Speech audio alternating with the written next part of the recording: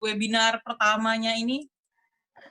Iya, alhamdulillah ya sudah bisa berjalan dengan baik dan topik yang kita bahas juga relevan dengan situasi sekarang, di mana ada tekanan penurunan pendapatan rumah tangga.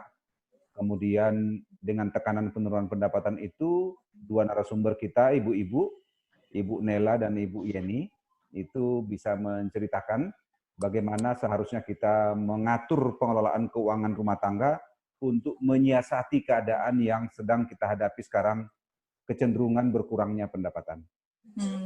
Iya. Ini juga Pak, bagaimana sih Pak tanggapan Pak tentang respon dari peserta ini kayaknya lumayan tinggi untuk sesi pertama ini Pak. Iya, luar biasa ya. Saya tidak menduga sebelumnya ada dari provinsi-provinsi lain bergabung.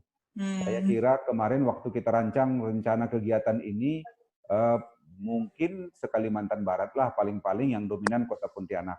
Ternyata tidak, 58% pesertanya memang Kalimantan Barat, bahkan teman-teman di kabupaten kota di Kalimantan Barat. Tetapi juga ada sekitar 13% dari Jabodetabek, dan sisanya 22% itu luar Kalimantan Barat dan Jabodetabek. Ini kan menarik, ada dari Aceh, ada dari Malang. Saya kira ini sesuatu yang tidak kita perkirakan, dan mudah-mudahan di tahap berikutnya kalau kita mau mengadakan webinar lagi, mudah-mudahan audiennya bisa lebih luas dari itu. Join ke ini ya Pak ya? Ke berapa Dek, lagi wawancara. Ini, loh, mana Pak Edinya? Halo? Halo, oh ini ada hilang. Halo? Maaf Pak. Iya Pak.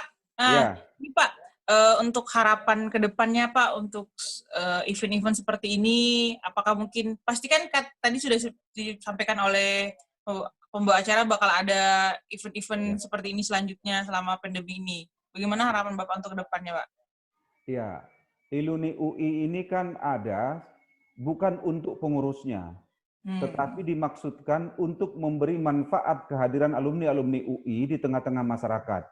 Jadi alumni UI ini diharapkan bermanfaat untuk masyarakatnya.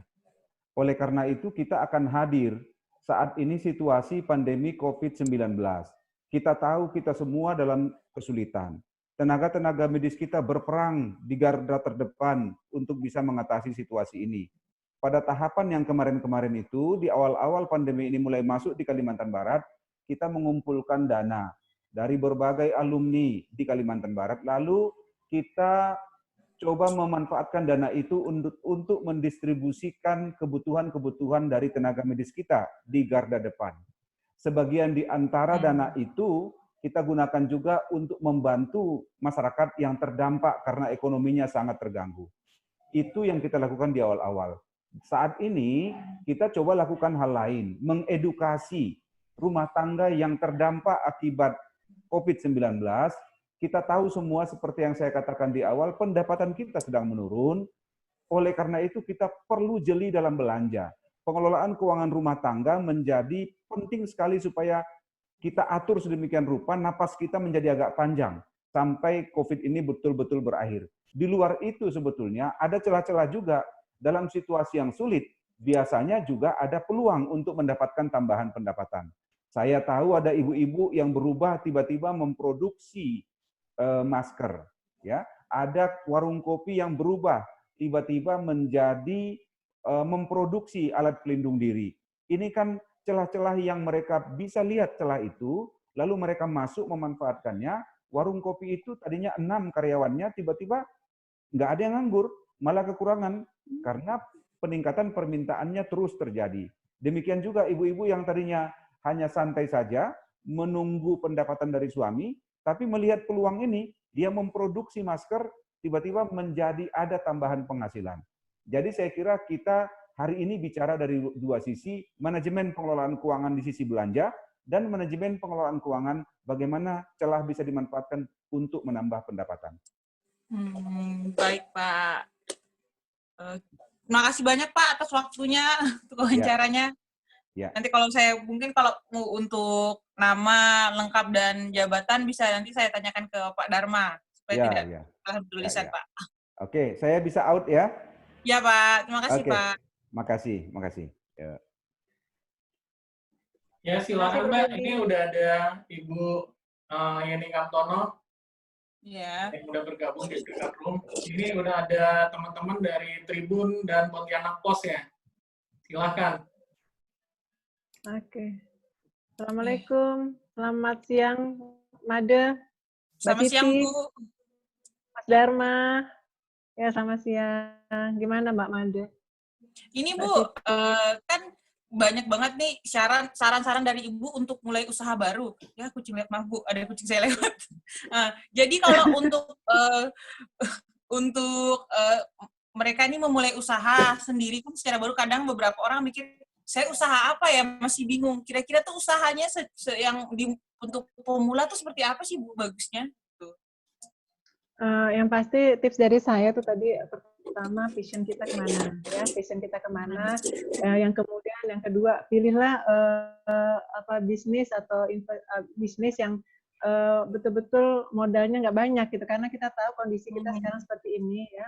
Jadi pilih bisnis yang sekecil mungkin ya. Yang kemudian yang ketiga, kita lihat trennya kemana. Nah, sekarang ada trennya kemana. Nah, sekarang ini di saat ini kan di pandemi COVID-19 ini kita lihat yang justru meningkat ini kan kuliner ya, bisnis kuliner yang luar biasa ya, lewat daring ya, online. Nah, di sana ibu-ibu yang tadinya tidak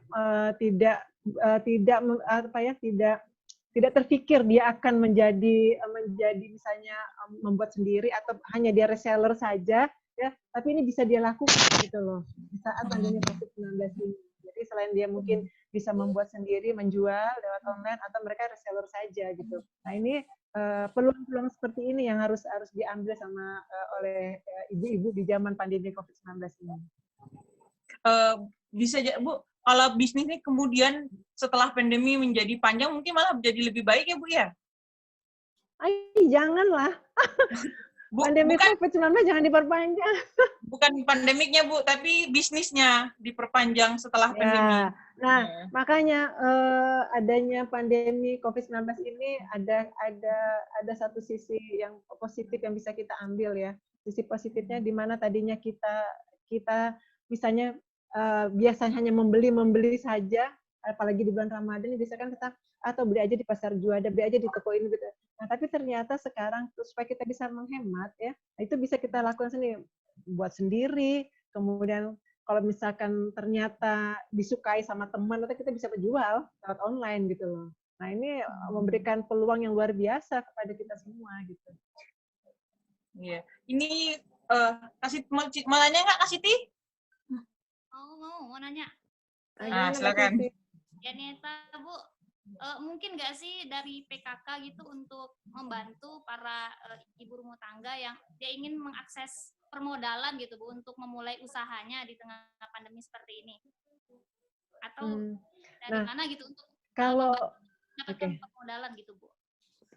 Oke, terima kasih Mbak Siti. Nah, kalau PKK ini tidak punya tidak punya kewenangan ya untuk misalnya membantu permodalan kepada ibu-ibu, tetapi kami bisa membantu dengan cara mengundang pihak ketiga, mungkin BUMN atau BUMD ya, untuk bersama-sama menjadi inkubator bagi UMKM yang ada di Kota Pontianak atau ibu-ibu yang ada di Kota Pontianak. Jadi mereka selain mereka bisa mendagangkan, tapi mereka juga bisa diajarkan bagaimana memanage uang yang mereka peroleh gitu.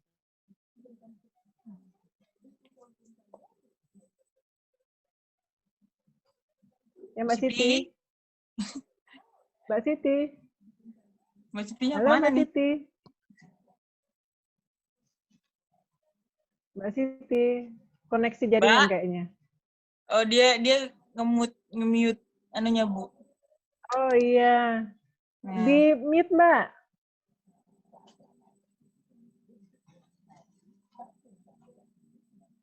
Mbak.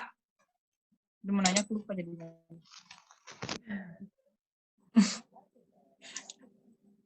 Tadi yang dari suara Kalbar kayaknya nggak masuk deh. Oh enggak. Iya, tadi sebelumnya juga ada dari Suara Kalbar sama Mas Dino dari Kompas TV. Cuma kita ada bareng dengan liputan lain, nanti mungkin minta sesi waktu lain ya. Mbak Yen, Mbak Nela. Iya.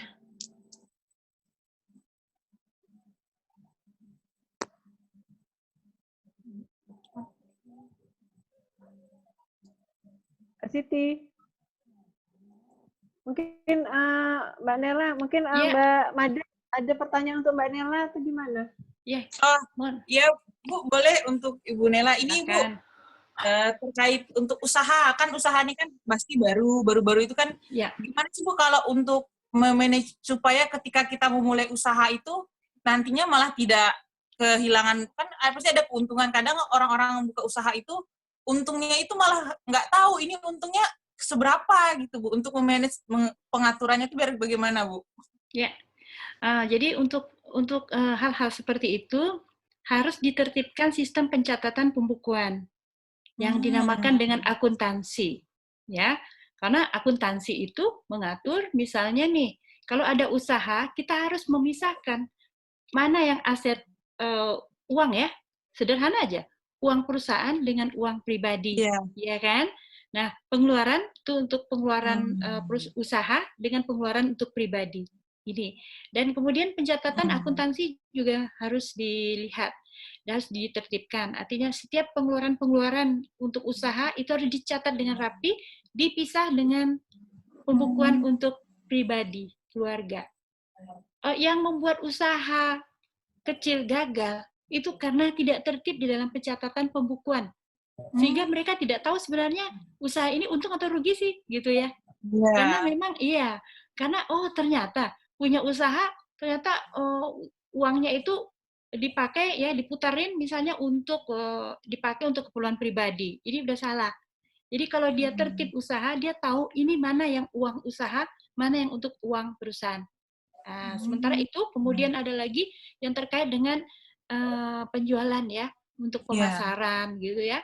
Nah, seringkali usaha itu kan tumbang, terus bangun lagi, tumbang, bangun lagi. Itu sebenarnya untuk belajar. Itu sebenarnya kurva belajar namanya ya. Kurva belajar yang belajar dari kesalahan. Makanya ada istilahnya itu from zero to hero ya. Ya kan? From zero to hero, artinya dia itu sebenarnya usaha yang sekarang itu sudah bagus, itu memang berangkat dari yang dia tuh dari nol gitu. Pengusaha-pengusaha yang kaya raya itu memang berangkatnya dari nol dulu dia. Sama seperti Bob Sadino, dulu dia jualan teh botol, diketawain orang, dikira orang gila. Karena teh botol, teh itu semuanya semua rumah punya, tapi dia kok bisa menciptakan teh botol, ya kan? Nah, tapi dia punya ini usaha gitu ya, untuk meyakinkan bahwa ternyata ya teh botolnya ya sampai sekarang se-Indonesia gitu sudah ini. Berarti istilahnya promosi pun harus digencarkan untuk pengusaha baru Bu ya, karena biasanya pengusaha baru itu rata-rata di awalnya promosinya tinggi, ketika minatnya berkurang mereka gitu hilang Bu. Gunakan jalur promosi yang murah melalui relasi, melalui teman, keluarga. Biasanya ibu-ibu suka arisan. Biasanya arisan tuh sambil dagang, gitu ya. Jadi tidak memerlukan orang yang tenaga khusus untuk ini, tetapi lewat jaringan. Karena nanti ada istilahnya mouth to mouth gitu ya, dari mulut ke mulut. Untuk promosi itu terjalan dengan sendirinya tanpa harus menggunakan jalur promosi yang mengeluarkan biaya yang besar. Mulai dari jaringan relasi keluarga dari mulut ke mulut. Gitu. Dengan tidak mengabaikan kualitas produknya ya. Kalau kualitas produknya jelek, orang mulut ke mulut akan menjelekkan juga. Tapi kalau bagus, pasti akan bagus. Terutama usaha jasa ya, itu sangat sekali usaha jasa.